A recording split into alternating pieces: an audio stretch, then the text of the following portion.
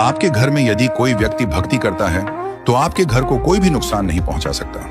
जब तक विभीषण जी लंका में रहे तब तक रावण ने चाहे जितना भी पाप किया हो, परंतु विभीषण जी के पुण्य और भक्ति के कारण रावण सुखी रहा और शासन करता रहा। परंतु जब विभीषण जी जैसे भागवत वत्सल भक्त को रावण ने लात मारकर लंका से निकल जाने के लिए कहा, तब से रावण का विनाश आरंभ हो गया।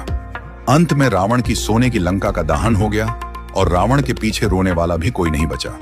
ठीक इसी प्रकार हस्तिनापुर में जब तक विदुर जी जैसे भक्त रहते थे तब तक कौरवों को सुख ही सुख मिला।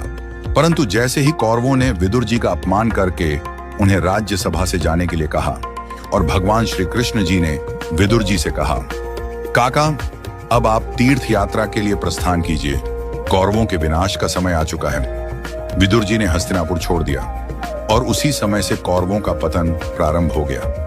अंत में न केवल उनका राजपाट छिन गया बल्कि कौरवों का वंश भी समाप्त हो गया। इसी प्रकार हमारे परिवार में जब तक कोई भक्त या पुण्यशाली आत्मा रहती है तब तक घर में आनंद ही आनंद रहता है।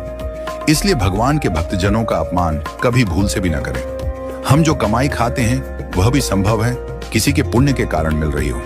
इसलिए सदा आनंद में रहें और यदि कोई भक्त आपके परिवार में भक्ति करता हो तो उसका अपमान न करें, उसका सम्मान करें और उसके मार्गदर्शन में चलने का प्रयास करें।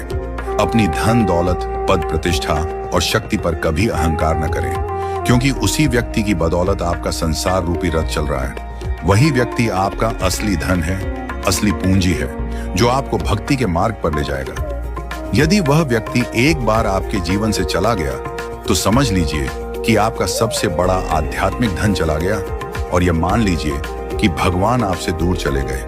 यही आपकी सबसे बड़ी क्षति होगी। सत्य सनातन संस्कृति की जय। जय श्री राधे श्याम।